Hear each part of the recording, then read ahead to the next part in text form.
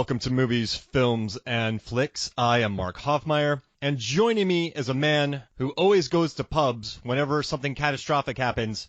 It's Robert Lamb. How's it going? I'm drinking a beer right now, just getting ready in case it does happen. I mean, you're always ready. When there's a catastrophe, you're just like, let's go to Cycle Brewing. That's what I tell the cops. That's why whenever they see me and I'm drunken and I'm like a public area, I just say I'm getting ready for the apocalypse. And then usually they let me on my merry way. So haven't you seen Shaun of the Dead? Haven't you seen Drunken Master? What about Grabbers? Yeah. They had to stay drunk in that movie to defeat the aliens. Exactly. That's what I'm doing it for my own safety. I mean, you always have to be ready. I always have to be drunk and ready, yes. Yeah, but the problem is they kind of don't go hand in hand because you forget, like your survival pack right now is just 3 bottles of vodka. Well, when I get too drunk, I pass out, and I don't know if that's good for an apocalypse. But that could be good because as all that insanity is unfolding around you, you're sleeping. I'll assume that I'll wake up like Cillian Murphy in 28 Days Later or Rick in The Walking Dead. Just kind of wake up and the apocalypse already happened around me, and now I just have to survive it. Yeah, like you have to survive the aftermath,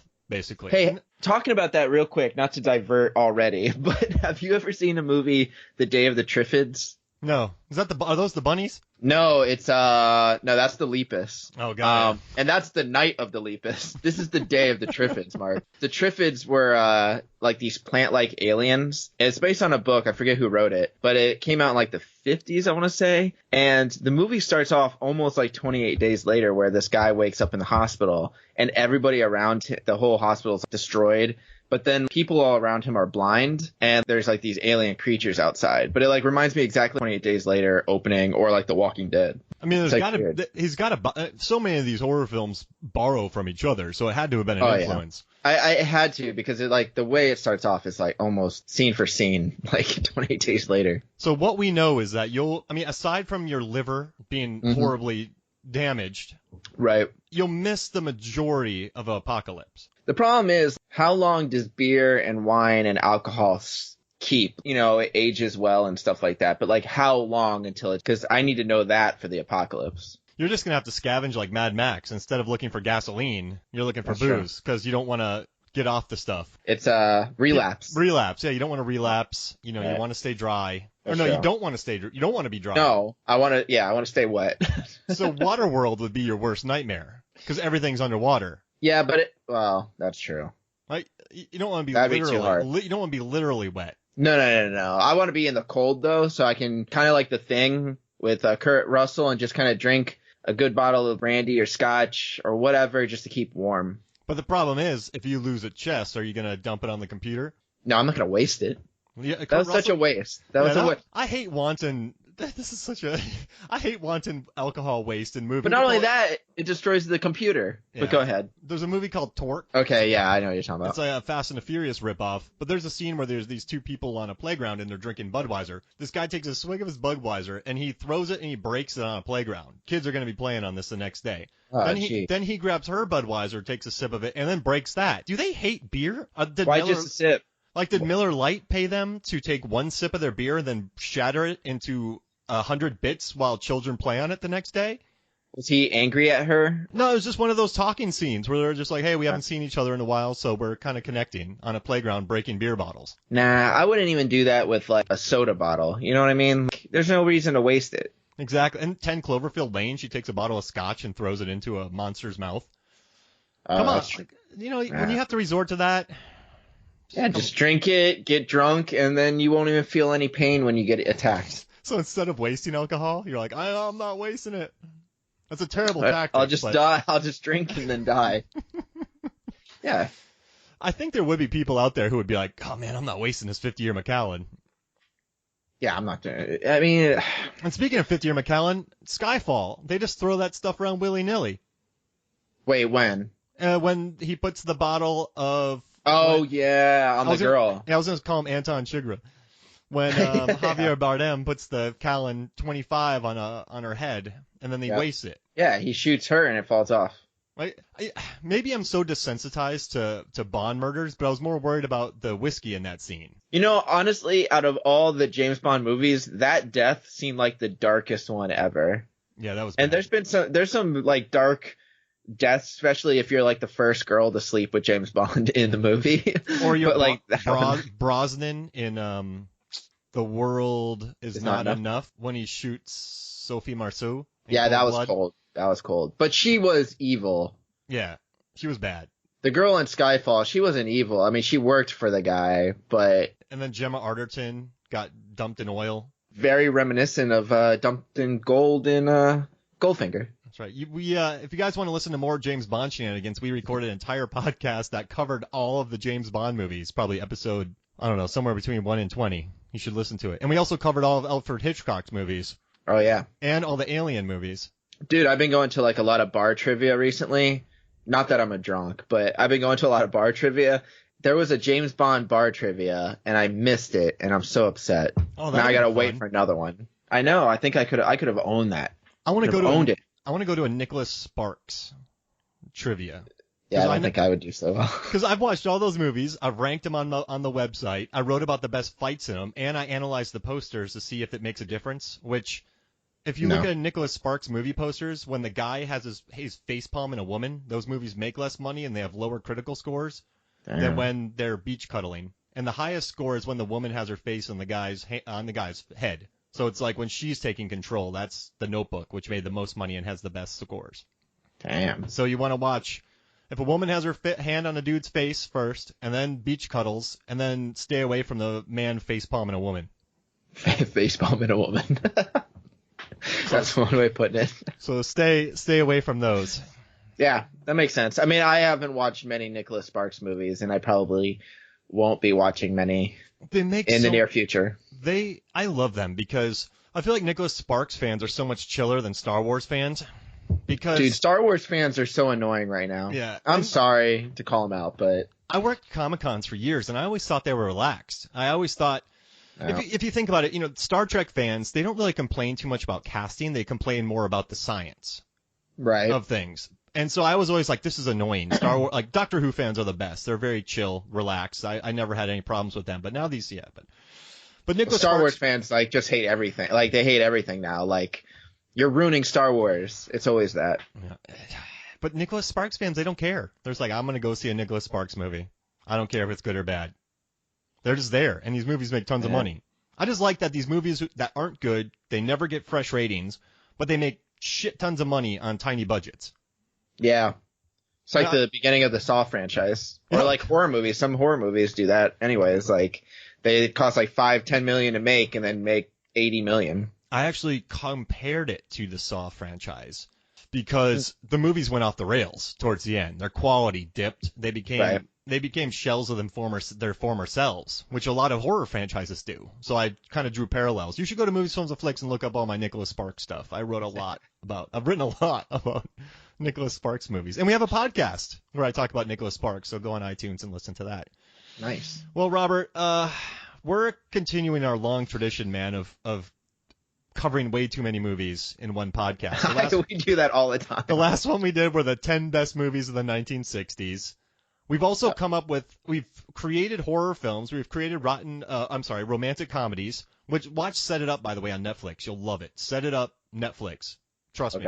Everyone. Romantic comedy lovers, if you like people with good chemistry, watch it. And we also did another one where we did horror for beginners, where we covered about 70 horror films. Mm-hmm. And so this one we're only doing 3, but I feel like each one of these movies could be 2 podcasts because they're so loaded with amazing stuff. Right. But I like it. We're moving in the right direction, and we're covering the Cornetto Trilogy, which was directed by Edgar Wright, written by Edgar Wright and Simon Pegg. And you have 2004's Shaun of the Dead, 2007's Hot Fuzz, and 2013's The World's End. So 3 movies tied together by them eating cornettos, those little ice cream sweets with the chocolate on the bottom of the wafer cone. A United Kingdom type thing. Yeah, that's exactly. an English dessert. So you're really, Cornetto Trilogy. But I have to tell you, Robert, I consider Shaun of the Dead to be in my top 10 horror of all time. Mm-hmm. I have a top 10 list of favorite movies that never changes, and it goes like this. It goes Jaws, Doctor Strangelove, Royal Tenenbaums, and Hot Fuzz. Hot Fuzz is my 4th favorite movie of all time, and I've watched it just on a loop since it came out in 2007 because it never gets old. There's so much to it. Yeah. So I'm really stoked to be covering these 3 movies because I love all of them, and they're all very different, but they all have the same vibe. They feel the same. They have, Edgar Wright directed them. He has a very distinctive visual style and humor. So they're all completely different, but they do have the same themes and feel the same, if that makes sense. Right. So what do you think about these movies? Well, okay, so like you mentioned Hot Fuzz being your number 4. Actually, Shaun of the Dead is in my top 10, and it's number 9 in my top 10. And I would say Hot Fuzz and The World's End are probably both in my top 20. Like I love all 3 of them. I've seen Shaun of the Dead probably the most. That's the one that really got me into, Simon Pegg, Nick Frost, Edgar Wright, their writing, their acting, everything like that. Hot Fuzz I really liked too. And then The World's End, when that came out, I like that one slowly moving up the list of movies that I like too. And it's like now it's probably my top 20. Like I love all 3 of them. And as you and I kind of have the same type of taste in film. We both appreciate the classics, as we've talked about, and not just like the 80s. We go back to the 40s, the 30s, the 20s. I think Nosferatu 1922 is my favorite vampire film. And I think my favorite train movie is that 10-second train coming at the screen. Oh, that one's good. I love Unstoppable. I love Under Siege too. Okay. No, mine's the old-timey where they were in the theater and almost jumped out of their seats because they thought it was a real train. Oh, man, I'm Under Siege 2 all day. Just the pathos between Katherine Heigl and Steven Seagal. Oh, yeah, that's pretty good. But, I was listening to a podcast about this in preparation, and I think there's a reason why I love these movies so much, and that's my favorite comedies, Doctor Strangelove, Royal Tenenbaums, directed by Kubrick and Wes Anderson, they're very structured. They're very, like, Royal Tenenbaums, that movie is Wes Anderson wrote every bit of that. Everything was under his control. Same with Kubrick, with Doctor Strangelove, just the tone and the themes, and it was collaborative on that set, but I love how Edgar Wright and Simon Pegg, when they show up to set, they shoot what's on the page. There's not much improv. There's really no improv, actually. They actually go through really long rehearsal processes because I'm really getting ahead of myself, whatever. But these movies never have budgets, right? Right. So in 2007, Hot Fuzz cost 8 million. So euros, jump it up with inflation, everything, let's say, 15 million. Mm-hmm. And so they do these massive rehearsals before the film, so when they get on set, they can just knock it out. They know exactly what they want. And I feel like that really works for me with Hot Fuzz because the jokes and the rhythm and the editing and the style, it's just so controlled, but it also feels very loose as well. It doesn't feel overly manicured, which I do feel Wes Anderson movies have slightly become, but that's what I love about these films. Yeah, I think the thing for me is that I like spoof comedies a lot. Like I like Airplane, I like the Naked Gun trilogy, I like Hot Shots, even Hot Shots Part 2. Oh, dude, love that movie. Dude, those are like great movies, but they're just like they're spoofs. They have a story, but it's just based on like another movie. You know what I mean? Like they're just spoofing like a similar movie. This is like Shaun of the Dead takes its title obviously from Dawn of the Dead, George Romero's second zombie feature, but like it kind of spoofs like multiple zombie movies, and it's taken like the whole genre and spoofing the whole genre, not one movie in particular. And then not only that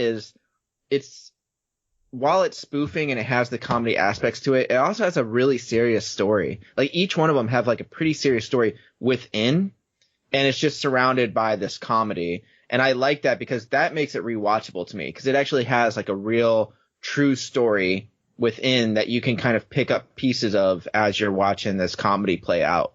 Yeah. Edgar Wright calls it his Trojan horse. So, I mean, in Shaun of the Dead, spoilers for all these movies, he shoots his mom in the head. His best friend becomes a zombie. People get ripped apart. There's a lot of death, and there's a lot of, in the beginning, vibe. He's just kind of a loser. His girlfriend breaks up with him. He doesn't have a good job. Now, obviously, there's a lot of humor in these movies, and that's come by just the tone of it, the visuals and everything. But, yeah, like you said, there's a lot of heart in these movies. Well, I take it like all 3 of them kind of have this almost like the moral is like either growing up or moving on, Like these are like the underlying stories, and a lot of it is like just like in Shaun of the Dead, it's about like, you know, they are kind of losers and they're not taking control of their lives, and they're kind of just living day to day, playing video games and eating ice cream. But then like they kind of evolve throughout the movie. I mean, Nick Frost's character turns into a zombie, but you know, I mean, like Simon Pegg learns a little bit more and he changes throughout. And that kind of happens with the other ones, even The World's End. It's about growing up and letting go of the past and all that kind of stuff. And that's like the underlying message through almost all three of these movies. And they also cover conformity too. So in the beginning you have the zombies, kind of everyone's sort of becoming a zombie. In the second one you have the NWA, is that their name? Yeah. And then the third one you have the the blanks. So you have the like all those people. So it's about conforming and homogenizing too. So it's kind of interesting how it's all about growing up, and then it's about conformity, but then you pack it into a scene where a guy drinks from a beer, gets the beer foam on his mustache, and the guy's like, "You have a mustache?" And the guy goes, "Yeah, I know." Yeah, so he has like the double mustache. So it's or at the end of Shaun of the Dead, when Nick Frost is saying his goodbye to Shaun, he's like, "I'm sorry." He's like, "No, for this," and he farted. Yeah. So you have these movies where these deep scenes, and then it's about a fart gag. But that's also why I like these movies, in the sense that I feel like the comedy in the film isn't any type of singular comedy. Like you mentioned, like Wes Anderson. Wes Anderson has like that unique style. It's a very dry humor. But like in this, there is some of that. There's some dry humor. There's some like physical gags of them jumping over fences or running into doors.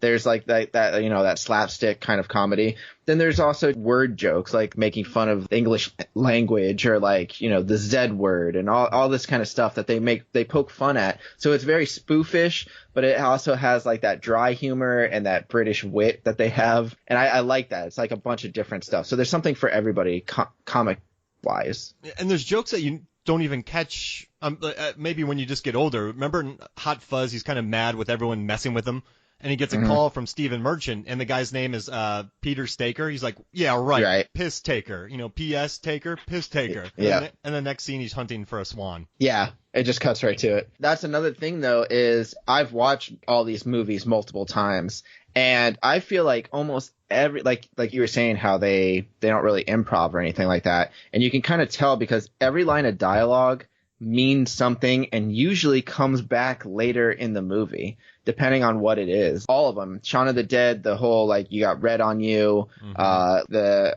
Hot Fuzz, like when they kept talking about the living statue, he plays a part, like at the end he's still there. And then like my favorite was, like, I didn't even notice this, or I didn't notice it the first time, but in The World's End, I don't remember her name, but who's the main character in the world, the girl, what's her name? Rosamund Pike, Sam Chamberlain. Okay, Sam. Yeah. So like she's supposed to meet them at a bar, like the group of guys, and they're waiting for her. And when she shows up, she says, "Oh, sorry, it took so long. I got lost on the ring road," which was just, I guess, like a circle drive or something like that. She got lost. And at the very end, when she goes to leave and she tries to escape, she ends up coming back to save the guys, and they go, "You came back for us," and she's like, "Well, I got lost on the ring road," or whatever. Like that's, and I didn't even catch that the first time I watched it. And then you have the goose in Hot Fuzz, so we just talk about that, the piss taker. Yep. And then there's a scene where he sees the goose, he's chasing the goose, but then a bunch of mothers taking babies around, he goes, "Mothers." And he loses the goose. And at the end, the goose comes back, is in the back of a car with Timothy Dalton, and causes an accident. Oh no, it's Jim Broadbent. Right. Yeah, so Timothy Dalton gets the thing through his chin. So it's like a long goose game. Right. I mean, which is pretty, these jokes and the WTF moments in... Oh, yeah. WTF, what the fuck does WTF stand for? I love that. Yeah, oh, and then the guy comes out of the bathroom. What the... Yeah, and he's like, "What the fuck?" He's like, "Oh." But he just said it. And that's such a good bit. And yeah, and I was listening to this interview, and Edgar Wright and Simon Pegg were talking about how the camera is a character as well. And so if you're adding in a bunch of improv, the camera can't adjust to that. So many of these takes, the camera is his direction is almost a character. Right. And so when you start going off script, then that camera doesn't become a character anymore. And if you think about it, I'm not going to like not knock on these movies, but you know, all those Judd Apatow films, which I like Knocked Up. I like those, but they're very flat looking. There's no, you can't really have much of a a setup because there's so much improv. You can't plan around that because marks become unnecessary because you don't know where the scene is going. You basically just have two people sitting on a couch, and then you have them improv. So that works. That's fine. But I love how the camera is very much so a character in like the set design is a character in Wes Anderson films. Anderson, yeah. Like in Royal Tenenbaums, there's an entire bit where Luke Wilson and Owen Wilson are across the room from each other, and they're just going, what? Huh? But in the background, there are these photos of these guys on ATVs with masks, and there's such absurd paintings, and that's the whole joke is the set design. Right. So I kind of love how that camera works on that. I love these movies, dude. I'm glad you said you wanted to talk about these. Yeah, I love this loosely based trilogy that they have. Now, want to jump into a quick question, and then this can kind of guide us into talking about all three of the movies? Yeah, for sure. Because I don't think we can't cover all three. We can't. Not in intensive detail, but yeah, maybe another podcast. Yeah. But so the first question comes from Megan, and she asks, "Come up with a pub crawl that is based on this movie." So in The World's End, there are these 12 pubs. The First Post, Old Familiar, Famous Cock, Cross Hands, Good Companion, Trusty Servant, Two-Headed Dog, Mermaid, Beehive, King's Head, Hole in the Wall, and World's End. Those are the 12. Mm-hmm. So she said come up with 10, 12 pub names to kind of take us through the films. Mm-hmm. I guess mine is the first one for me is the Hold Steady. And that's because the first day of shooting Shaun of the Dead, they did that massive Steadicam shot where Shaun walks to the shop and back. And that's their first day of shooting was a massive Steadicam shot. So I figured a pub name, the Hold Steady, would be kind of cool. And that just shows their ambition. I mean, these movies really do hold the camera for long periods of time. I like that whole scene, like where Shaun is walking to go get his newspaper / drinks and stuff like that in the very beginning when he just wakes up, and everything's happening, and all the people that you see walking around and stuff like that, all those extras come back in the second time where he walks by, but they're either dead or zombies, but it's the same exact actors and everything. Yeah, it's perfect. I mean, but just imagine that. He had directed Space before this. He had done another movie, Five Fingers of Death. I'll fix it after a break. But to jump off on your production in London with the biggest Steadicam of the shot, that'd be crazy. He did the same with Baby Driver too, I believe, that he directed, where Baby walks from the meeting to get coffee and back. I think that was their first day of shooting as well. So the dude loves kicking it off with the hardest shots of the movie. That's awesome. What's your pub name? I actually didn't do this question. Oh, no, this is perfect then. I totally forgot about it. Cause I sent these to you late, so it's all good. Right. So I got the other ones, though. I did do the other questions. So I did 4. I basically got 4 and 4 and 4, so we can walk through the movies, and then we'll answer the other questions after the break. Right. So the second one is the pub. Okay. Because, what's their first... Where do they want to go in Shaun of the Dead? What's their first reaction? Winchester. Yeah, let's go to the pub. And then in Hot Fuzz, let's go to the pub. And then in King's Head, let's go to the pub. So It's just such a... I love that Sean's first idea in Shaun of the Dead was, hey, let's go to the Winchester. Even though his girlfriend lived on the second floor of a safe apartment. I know. It was like, let's go there. And they knew it because she would always complain that that's where they always went, on dates and stuff. And it was such a stupid idea, but I like at the end, she's like, well, at least you did something. Yeah, that's true. And he tried, but I just love the idea. And I love once they get in there with just... all the absurdity of the music and the darts. I mean, he takes a dart to the head. Yeah. To Don't Stop Me Now. Oh, I love that song. Yep. All right. So my third pub is the Quick Cut. And that's a staple of, I don't know why this would be a bar, but whatever, the Quick Cut. He's a good Quick Edgar Wright movie. Sounds like a barber shop. Yeah, that's right. The Quick Pint. There we go. The Quick Pint. Just go in and chug. But you watch his movies, and actually if you watch in World's End, when they first order the beers, they order four beers and a water. It shows the Quick Cuts perfectly. Yeah. So I mean, I feel like there have been stuff like that before, but that's a very Edgar Wright style, the Quick Cut. It's a very very fast paced, especially transition wise, when Sean's gonna go to work, it just cuts to him straightening his tie, then him putting on shoes, then him grabbing his badge, it's just really fast. I think that's a really economical way of doing all of that, but also it just gives his film such a neat. And they haven't gotten old yet. They've done it. He's done it in pretty much every movie, but I love it. It doesn't feel gratuitous. It doesn't feel Plus, like a lens flare.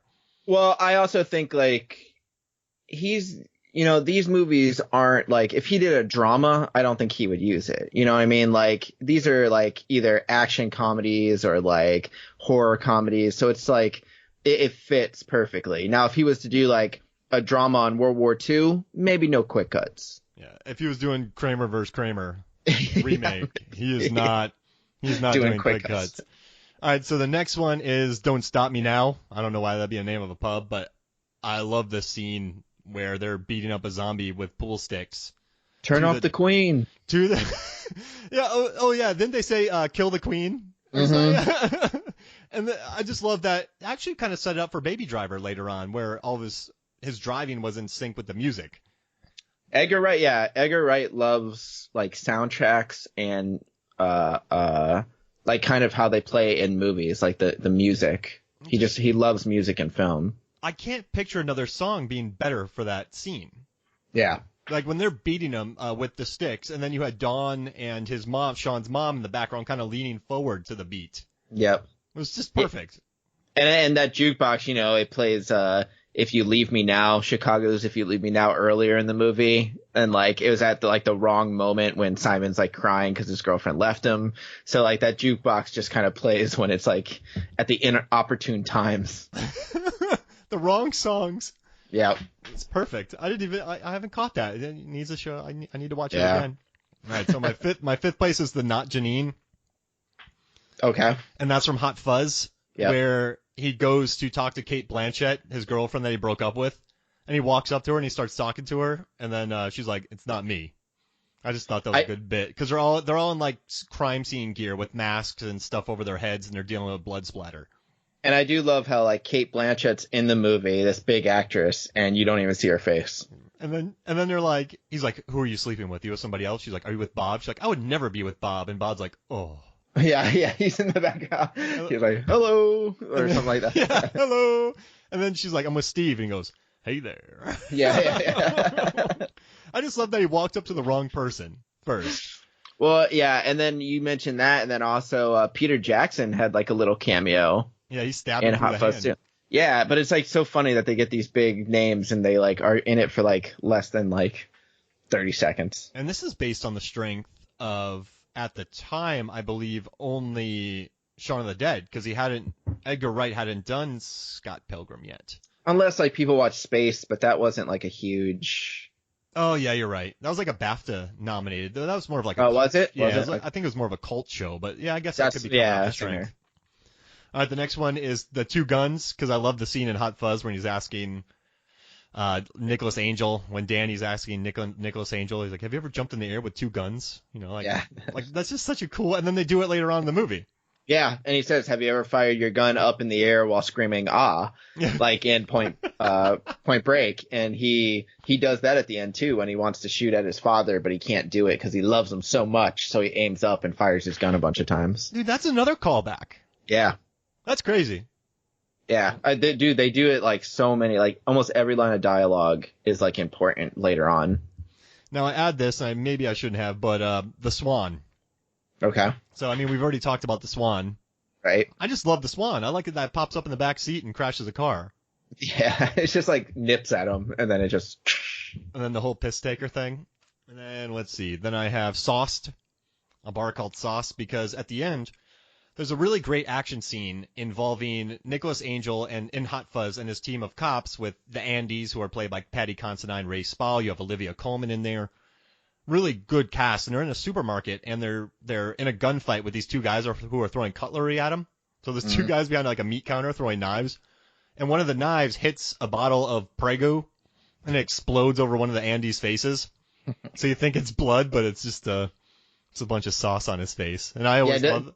Didn't he say like what it is? I forget what he like screams. Yeah, marinara, or I don't know, something like that. I just he's like it's peonese. I don't remember what it said, but it was like the type of sauce or something like that. I don't know why, but I'm always down for a good food exploding bit. There was an MTV Movie Awards moment where they were spoofing Pulp Fiction, and a guy shot a burger instead of someone's brain, and the burger exploded, and there's a piece of tomato in one of the guy's hair. Yeah, what was that? There was the Kahuna Burger. And it was the Welcome Back Kotter people, I think. Yeah, but wasn't that in like a Melissa McCarthy movie too, where she got hit with something, but it was like the burrito like splattered against the truck. I don't remember what that was. Pitch Perfect? Oh, that's what it was. It wasn't When Melissa Bumper? McCarthy. It was what's her name? Bumper hit Fat Amy, Rebel Yeah, Wilson with the thing. Rebel Wilson. That was such a mean Yeah. move. Yeah, I do remember that. Quick No, side but note. Sorry. Oh, You for go it. first. Okay. Shea Serrano of The Ringer wrote an article about how Bumper was a winner and how they won every competition until he left, and then they lost everything after that. So Bumper and Pitch Perfect was a winner. Oh, sure. Yeah, type in Shea Serrano Bumper, you'll read a good article. Nice. No, I was gonna say you mentioned Patty Considine and Rafe Spall, and like ever since like Hot Fuzz, like I feel like I see Rafe Spall on like so many things now. Like he was in the new Jurassic World movie. Did you watch it? I did watch it. I don't know if I'm gonna see it. It's a movie. I mean, it's definitely a movie. It's the Jurassic Park movies. Like, I feel like the first two, or like at least not the first one. The first one was more about the science, and now they become like, you know, like monster movies, like straight up just like run away from the thing with teeth, and like that's fine and all, but it's like I wish they would go like a different direction. Yeah, we're stuck with Colin Trevorrow, so I don't think it is. Yeah, it hasn't made that much money. It still hasn't made $200 million yet in the States. Well, the problem I had, not to derail, but it's the whole like with Jurassic World where we're going to make a new dinosaur, and like that's like the thing. They do it again in this one, and it's like, why do you have to keep making new dinosaurs? Shouldn't just dinosaurs be enough? Like, why do you have to make these like monsters? Like, then it's just a monster movie. It's not a dinosaur movie anymore. The T-Rex and raptors were amazing in the first one. And that scene in the cornfield, or the whatever grass field in Jurassic Park 2, that influenced A Quiet Place. Yeah, and that's the thing is, The Lost World, a lot of people didn't like that one that much. And like, I get it, but I still think it's like way better than all these other ones. Oh yeah, I would put Jurassic Park 2, Lost World, and then the third Jurassic movie. Mm-hmm. So, all right, cool. There you go. Anyway.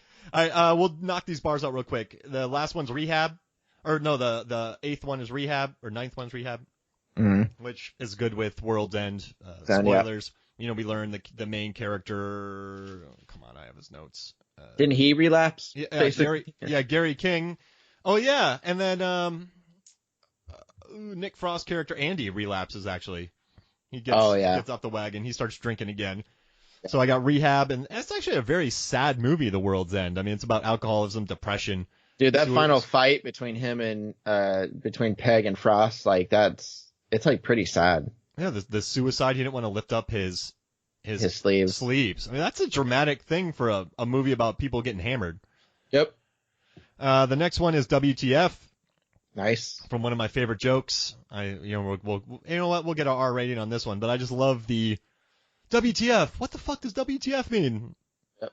And then what the fuck? Oh. And he's like, oh, okay. like he taps him. Like, I get it. I laughed so hard during that scene. It was almost excessive how hard I laughed when that happened.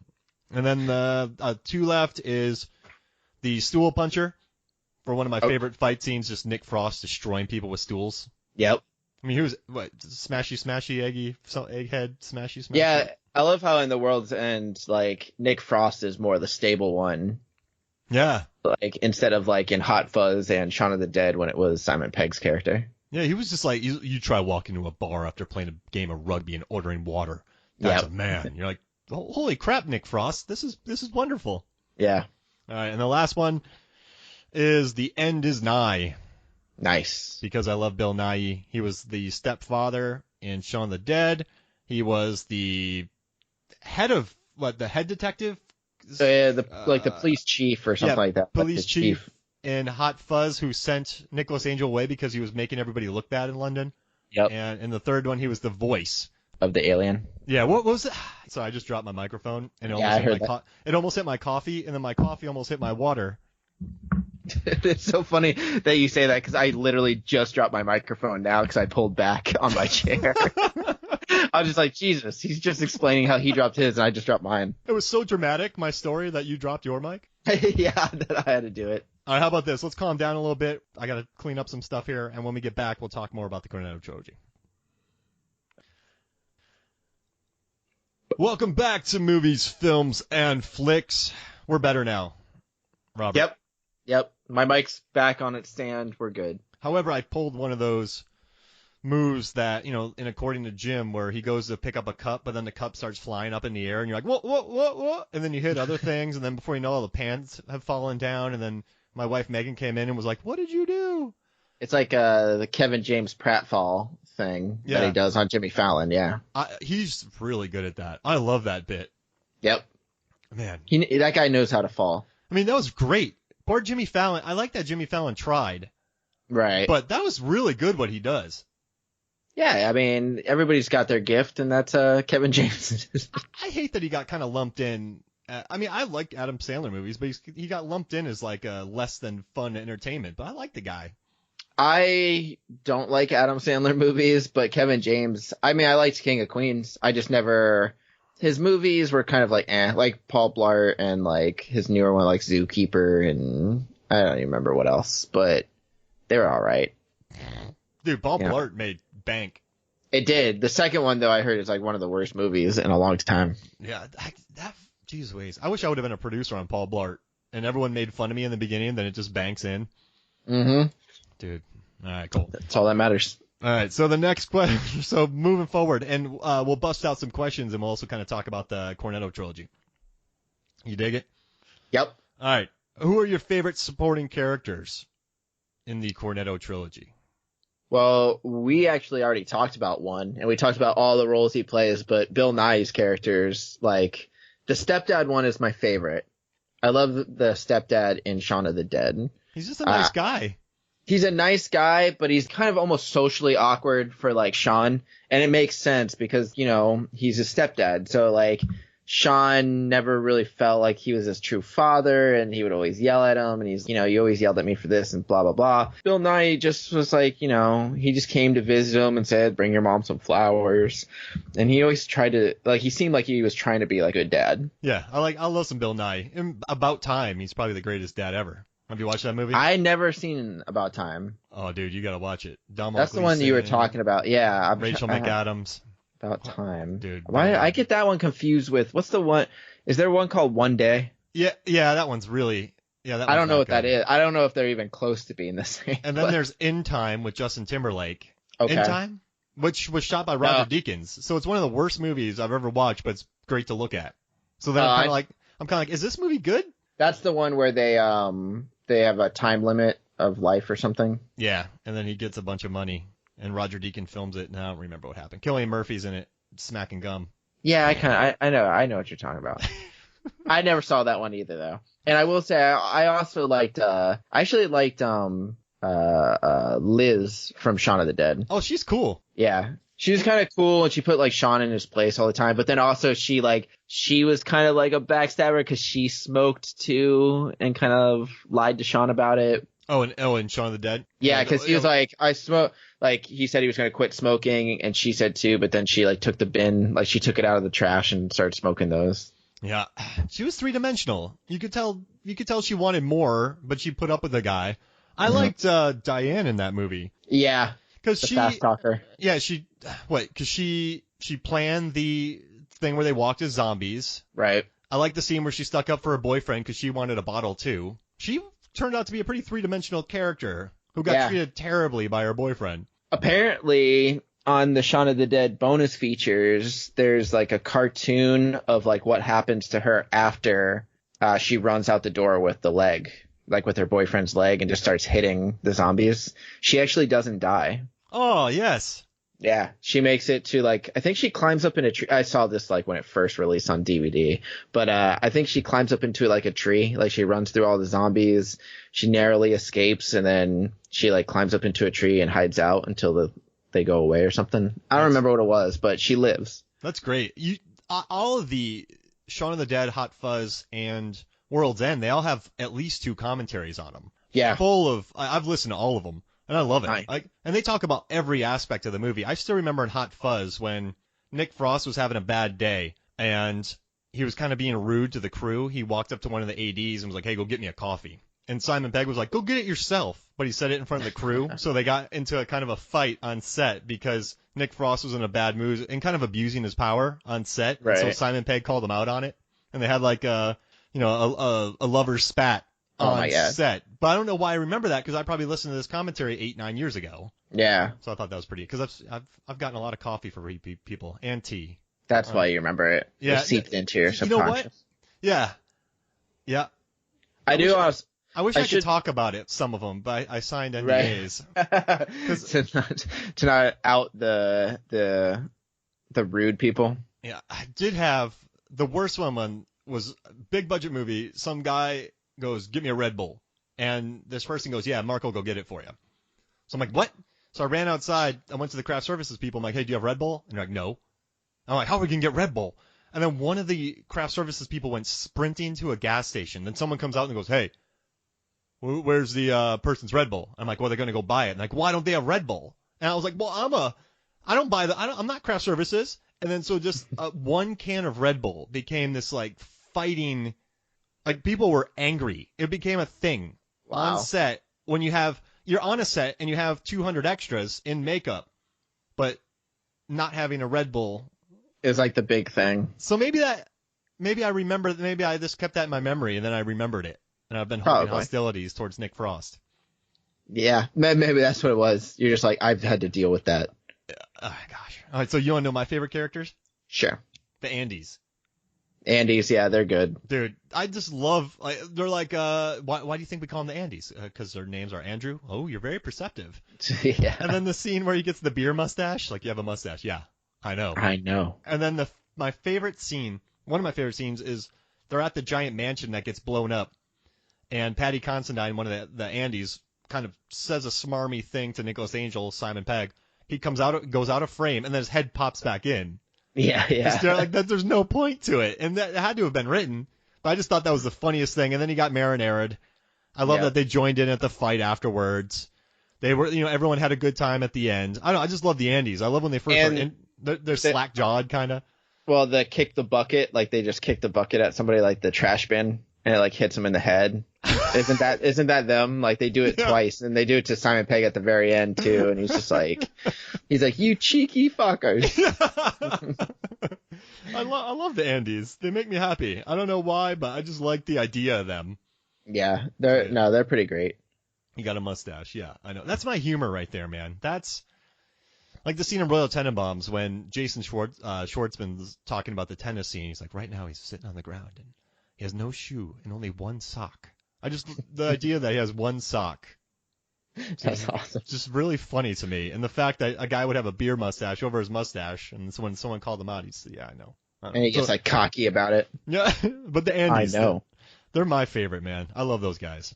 I also want to say that I love how they have Timothy Dalton in Hot Fuzz, and then they have Pierce Brosnan in The World's End, like two 007s in their movies. I'm a slasher. I'm a slasher of prices, my dear boy. And then you have Rosamund Pike, who was in a Bond movie with Die Another Day. Yeah. That's pretty awesome. But she died from Halle Berry. Yeah. She was the bad Bond girl. I like Rosamund Pike was good in World's End, Sam. Yeah. I mean, it's a very much a dude movie, but I thought she held her own in it. She wasn't just like the love interest. I like the scene where, let's see, I keep forgetting his name, when Gary comes in the bathroom with her, and he's like, he thinks they're gonna hook up, and she went, "What happened to you?" And you get that look in his eye where he gets called out, and you see some kind of humanity with him. Yeah. Like that and doesn't he have like the out of order sign like on his, like she gives it to him or something like that, or like he puts it on him and he's like, oh, it's just an inside joke when he's talking to his guy friends. There's a good bit. I don't know. I like her in that. She's good at Gone Girl's an all-timer performance for me. Oh, definitely crushes that. All right, next question. What's your favorite instance of music? What's your favorite song in the Cornetto Trilogy? So this one, there's a lot of good music, like in all of them. I love how in Hot Fuzz they play Fire, like after somebody's house burns down. But I forget who it was. And then they also play Romeo and Juliet by the Dire Straits, like after the two actors died who played Romeo and Juliet. There's like, and then Don't Stop Me Now, and that one. I like the opening song of The World's End, but my favorite is actually their use of Love Fool by the Cardigans in Hot Fuzz. When it's like after Romeo and Juliet, like after they die, it goes to a black, like the lights go off. And then right after that, it opens up and the whole cast is out there and they're just singing Love Fool by the Cardigans. And I thought that was funny. That was my number one. Is it? Yeah, because that's just such awesome. An insane moment. And I love that scene. And then so unexpected. And then Nicholas Angel's like, the only chemistry they had was when they were kissing. Because he was dead and then she kissed him, right? Or no, she was dead. No, she was like an angel or something. It was like weird. She like floated up and she like went to kiss him and then they just started like making out. And then they busted out Love Fool. Yeah, that was my favorite. I wish I could be there for that play. I would watch that. All right. So if you had to recommend, so in Hot Fuzz, Danny is shocked that Nicholas Angel hasn't watched Point Break or Bad Boys 2, and they do a double header of action movies. If you had to watch two action movies with somebody, what two would they be? So I was trying to find like some kind of theme with my action movies, and I didn't want to pick anything that was like I almost like picked like Predator or something like that, but I was like, I don't want to go sci-fi action. I'm going to just strictly stick with just action. But the two I have, they really have no commonalities. I just picked a goofier one and a straight one, and like a serious one. And the two I picked were actually Midnight Run and then Drive. Oh, in that order. Whoa. So Midnight Run gives you kind of that comedy action, like chase stuff. And then Drive continues with like the chase stuff, but more of like a heist thriller that's more violent and brutal. And heads exploding. Yep. Jeez Louise. Dude, I love that. I like Drive a lot. Drive I thought was amazing. And I like Midnight Run as like a comedy action movie. Would you do Midnight Run first and then Drive, or would you do Drive then Midnight Run? It depends who you're watching with. If you're watching with somebody who just likes movies and doesn't really care too much, I would go Midnight Run then Drive, because I think Drive is the more like serious, artistic like picture. Into it. Right, but I think if you're with somebody who doesn't really like brutal type movies, watch Drive first, and then like as a palate cleanser, do Midnight Run. Got it, dude. I like this. I like these two selections. Yeah. For me, I would do The Raid. Okay. And then I would move on to Big Trouble in Little China. Nice. The Raid is one of the best action movies I've watched in years. But it's just so violent and draining and amazing. I mean, it's a bleak movie with a lot of death and a lot of blood and a lot of gore. So I figured just finish it up with Big Trouble in Little China. So Jack Burton. I didn't see The Raid 2, but I heard that one was decent too. Oh, it's amazing. This is going to sound like the stupidest complaint ever about The Raid 2. The Raid 2 is so full of awesomeness that you kind of take it for granted. So there's so many fight scenes, so many awesome fight scenes. But by the end, when there's an amazing fight scene in a kitchen, you're kind of tired. Yeah, I get what you're saying. That happens sometimes when they like overuse action pieces. That's the craziest complaint, though. There's so many amazing action scenes in this film. I don't really care about the last two. But there have been some movies that I feel that way. I can't think of any off the top of my head, but there are some where I'm just like, we've already done like 4 car chases and now we're doing a finale car chase, and like it's cool, but I've seen it 4 times before this in the same movie. Yeah, exactly. Yeah. So those are my two, though. The Raid and Big Trouble in Little China, because Big Trouble in Little China is an all-timer. Yeah, I like both of those.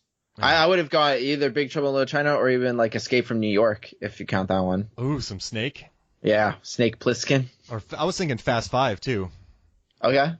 Dude, yeah, I went on the Fast and the Furious ride at Universal Studios just like last week. How was it? It was okay. Did they give you Coronas when you were going through it? No, but there are like when you're walking through the line, you go through like this picnic area and there's like Coronas, like beer bottles on the fucking picnic table and ground and stuff. So you know the Fast movies that feature Corona have better critical scores than the ones that don't? Really? Yeah. I did Just that. got I wrote that article. I hit number 1 on Reddit one day. I got like Oh my god, 300,000 reads, something like that. that's awesome. People love Fast and Furious and Corona. Hey, it's a good mix. Oh, dude. All right, so favorite moment, funniest moment. I've already brought up my first probably 8. So I'm going to move on to one in Hot Fuzz where I just love when he takes the hoodies who are spray painting the walls who later die, but he takes their spray, what do you call it? The spray can? Yeah, the spray can and throws it about 50 yards and donks the guy in the head. Who ends up dead later on because of the NWA. But when I was watching that movie and he took it and threw it, that just made me so happy. I don't know why I love that scene, but it's an epic throw. And then the thunk, just the whole build up. I love it. And then leading into it, you had Nick Frost knocking over fences. Mm-hmm. You had Nicholas Angel coming across a bunch of mothers, and he goes, "Mothers." And just he sees the swan. He sees the swan, and just runs past. The whole thing is really played well, and it ends with one of the best throws of a spray paint can I've ever seen in my life. Oh yeah. So just that action scene, the way he shot it, the way there's callbacks to different things. I mean, there's a callback in one scene. There's a callback to what, Shaun of the Dead. Yeah, with the fences. Yeah, and then there's a callback to the swan. So it's just it's beautifully done and ends with a thunk, and I'm always down with that. That's awesome. Well, because I didn't know if we were doing funniest or just favorite overall. So I have my favorite scene that's actually more of a dramatic scene, which we already talked about. So I'm just gonna gloss over it. But the fight scene with Simon Pegg and Nick Frost character in The World's End, the final one where Nick Frost is trying to tell him I did a lot for you and all this kind of stuff, and they're fighting and he just wants to drink the last beer, and it's just it's really brutal and honest and almost sad. It was very sad, I love very that. sad, very sad. Yeah, and I just for some reason it really pulled at the heartstrings, which I didn't think that these movies could do, and that one scene really did. But as for funny, I actually have 2. One's from Shaun of the Dead, which I remember seeing it in theaters, and when this part happened, everybody in the theater was just cracking up laughing. And it's just it's the scene where he doesn't notice any of the zombies. He goes into the mart, he picks up some ice cream, and then he picks up some drinks, and there's blood handprints on the ice cooler. And as he's walking, he slips on some blood and he doesn't even notice it, but you just hear the slip and you know it's blood because there's blood everywhere. And that little thing where he doesn't even acknowledge that happened, but it's just so quick, so funny. I just remember everybody in the theater, because I was in a packed theater, and everybody was just cracking up laughing at that part. Yeah, that's a good bit. And then the last one I just want to mention, in The World's End, when Nick Frost character is drunk at this point. He relapsed and just drank everything and took all the shots. And he's telling Patty Considine's character and what's her name? God, I keep forgetting. Sam. Yeah, he tells her, they're what are we going to do? We got to get out of here. He goes, no, Gary thinks it's wise that we stick around and we keep drinking. And he's explaining the whole situation. And then he goes, that way the blanks don't know that we're not blanks. And as he turns around to go out the door, he just slams into the door and breaks the glass. And it's just such a slapstick moment, but it was so hilarious and out of nowhere. I remember cracking up at that part. Yeah, that's a good bit. He's a good physical comedian. Yeah, he is. Dude. Yeah. Did you watch his Cuban Fury movie? No. It's not good. Don't watch it. Yeah. Is that the one where he's a dancer? Yeah, he salsa dances to win the heart of Rashida Jones, and he battles Chris O'Dowd in a parking structure. Honestly, I think I like Simon Pegg. I like Nick Frost. I like Edgar Wright. But I think they're the best when they're all working together. I've seen some Nick Frost movies.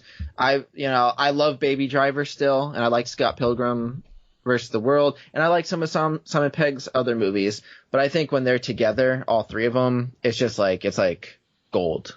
Yeah, what Simon Pegg did, he has his own movie. There's a echelon to him. So he did Man Up, Run Fat Boy Run, and How to Lose Friends and Alienate People. And those are 3-star movies. But then he does these more dramatic ones where he goes around the world, or there's something. He's done some very odd films, and then those drop down to 2-star. But none of them can match his work with Edgar Wright. Yeah, I just think that Those are just the best, especially with them writing together. Because, like, Simon Pegg and Nick Frost wrote Paul together, which was the alien one, which I thought had some good moments, but overall it wasn't as funny to me or as good as, like, the Cornetto trilogy. You know what? Watch Man Up and Set It Up on Netflix. Be a good doubleheader of romantic comedies. Okay. I'll check that out. Just watch Set It Up, dude. It's a Set It Up. Yeah, it's a you like romantic comedies, right? I like every movie. It doesn't matter. Dude, it's good. You'll love it. I don't know what led me there. Oh, because Simon Pegg was in Man Up. Oh, yeah. There we go. Nice. But, so you want to hear something random? What Sure. Really so Resident Evil, Simon Pegg and Nick Frost watched Resident Evil, the movie, and that kind of got them writing, Edgar Wright and Simon Pegg and Nick Frost, they saw it, and that's what kind of formed the nucleus of Shaun of the Dead. It's funny that you mentioned that, because I'm really surprised by that. Like, they love George Romero so much that I'm surprised it's a Resident Evil Paul Anderson movie that got them into the writing spirit. I mean, I really like it because it's just not pretentious. No, I don't mind the first Resident Evil. I don't like any of the ones after it, but the first one, I liked that one, especially when it came out. I liked it as a kid. I also never played, like, the video games until later in life. But I know a lot of people didn't like it because it didn't follow the game I mean, for too what closely. it is, for someone probably who never played the video game, it's fun. I dug it. Yeah, same here. And then I also thought it was pretty interesting about how Hot Fuzz is like a Agatha Christie novel about rural cops. And I didn't see it going that direction. I thought it was going to be some action film, and then it becomes a slasher murder mystery, and then it becomes an action film. Yep. It's a weird hybrid. It was. Like, I was really surprised when they went, like, bloody slasher at, like, those few moments. Yeah, why did they go bloody slasher at those few moments? Yeah, I don't know. I feel like they could have done anything, but what was their plan? They just threw bodies in a basement somewhere. They just got rid of all the fat. They didn't want anybody who, like, made their village look crappy. So anybody that didn't bring something to the village or didn't just stay out of the way, they ended up killing. But that's kind of crazy that they just hid they didn't bury the bodies. No, they just left them under that castle or whatever. That would get very stinky. And if you had some tourists or hikers who found that, yep, that's not a 5-star town move. No. Hot Fuzz is still my favorite, but that seems like terrible planning. Yeah, it's not the best, but, you know, villains never plan very well. Yeah, I guess if they did, there wouldn't be movies, right? That's true. Actually, so then you'd be able to stop it. It would be 7. Or a Coen Brothers film. Oh, yeah. You know what really influenced Edgar Wright and Simon Pegg was Raising Arizona, speaking of Coen Brother films. Oh, really? Yeah, just the way the camera moves, the camera is a character in these movies, a lot of the Coen Brother movies. So that and Raising Arizona is very, like, it's got slapstick and dry humor and all that kind of stuff that the Cornetto Trilogy is known for. And it has one of my favorite fart bits of all time. Oh, yeah. The little kid writes fart on the wall. Yeah. What a great usage of just that That's word. good. All right, so do we have anything else to cover on this trilogy? Any other last thoughts? What do we got? I'm kind of sad that, like, I mean, they did a buddy cop movie, a horror film, and a sci-fi apocalyptic type film. I would love to see them one day get back together and maybe do either a Western, because I know Edgar Wright likes Westerns, or maybe like a romantic comedy or something like another genre and just spoof the genre. Yeah, and I don't think the Cornetto Trilogy is untouchable, and I don't think they would make crap. Right.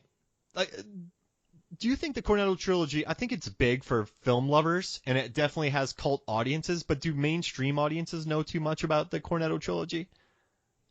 I don't know. I don't think so. I just bought a Cornetto Trilogy t-shirt too, like a graphic tee, and it's got like Simon Pegg's character from each one of the movies with like the color like red, blue, and green. Oh, that's cool. Which I think is like pretty awesome. And I've gotten a lot of compliments whenever I go out. Somebody like might notice it and be like, "Oh my God, I love your shirt."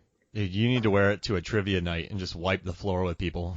Dude, I did wear it to one trivia night, and that's where I got some compliments. Like people like that. That shirt and my Al Bundy Polk High shirt, I get so many compliments on that one too. They're like, "Is that Al Bundy?" I go, "Yeah," and they're like, "Oh my god, that's awesome." Scored 4 touchdowns in one game. It won a single game.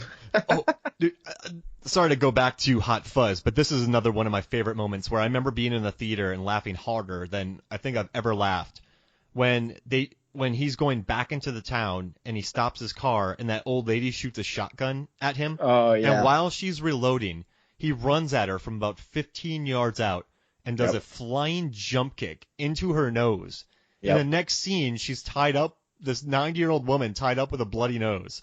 Yeah. It was like such a good shot because it's like from behind her head. So you see her head just like as he runs and jump kicks, she just like, it kind of just goes back real fast and then a smash cut to her tied up with a broken nose. I don't think I've laughed. I laughed so hard. It wasn't, I think people thought it was a little weird. I was one of those guys. Dude, that whole final shootout was like hilarious. And the scene where he shoots the priest and the priest goes, Jesus Christ. Yeah. I mean, it's like, that's very on the nose writing, but it's really funny.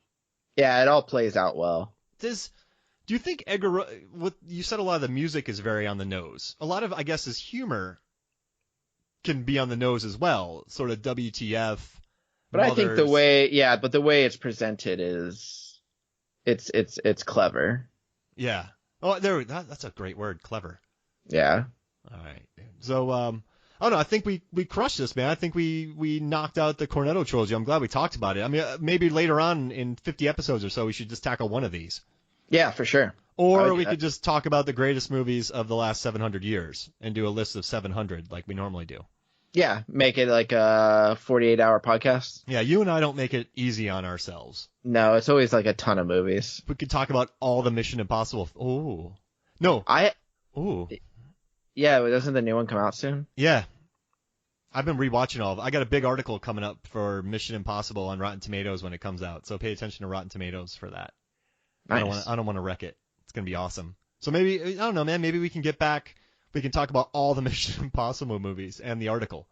I would do that. I have to watch like the second and third one again because I don't remember those that well. Or we could talk about all of Tom Cruise's career because I just wrote about every single, I just had to rewatch a lot of his movies to get some information. Oh, really? I can do the entire filmography of Tom Cruise. Did you go all the way back to the Cocktail? Taps. 1981. Yeah. Early 80s, yeah. I want to drop this knowledge, but I can't do it. I'll have to wait a month. So, yeah, you want to either do Mission Impossible or that next? Yeah, for sure. Awesome. I'll do either one. Sweet. Any plugs? Any recommendations? Tell us about your podcast. Just go to 7lamb.com. That's the number 7 LAMB. You can find MFF there, but you can also find all the audio dramas that I produce with a bunch of friends that we create. We have all kinds of genres, horror, sci-fi, comedy, film noir. But if you go to 7lamb.com, you can find all the podcasts on there that we do. Sweet. And are we on Spotify yet? I don't think so. I tried contacting Amy, who helps us run our stuff on Blog Talk. I'm trying to find out, like, there's some, she told me something about there's like certain sites that are harder for us to get on because of the RSS feeds, but she said she was going to look into it. Got it. We could bother her too. Yeah, there you go. That'd be sweet. I just want to be on every single platform we could possibly get on. Because right now, for sure. We're on Stitcher, Podbean, iTunes, a few others too. FM something radio. Yeah, FM player or something, I think. Hey, so I mean, we're getting there. Yeah, there's a ton now. Right. And then also head to Movies, Films, and Flicks, FLIX, on iTunes. And rate, review, and subscribe. Do the same for Robert's Pods. We'd love to know what you think. Also go to either one of our Facebook pages, head to our Twitter pages, like everything we have, and then review, subscribe, and rate our podcasts. I think that's fair. Yeah, I think so. Just don't do it when you're driving. Well, obviously. Or you could do it when you're stuck in traffic. Or at a stoplight. Oh, there we go. Just have to do it quick. Unless it's like one of those really busy streets. Yeah, you know what's that take forever. You know what's really deflating when you're stuck at a red light and you see the clock timer, or the pedestrian countdown timer for them to walk across the street, and it Yep. starts at like 187 seconds. I know. Then you're like, okay, I got a while. All right, cool. Well, hey, man, thank you so much for joining me. Thank you for listening, everybody. And so for me, Mark Hoffmeyer, for Robert Lamb, this is Movies, Films, and Flicks. We'll see you next week.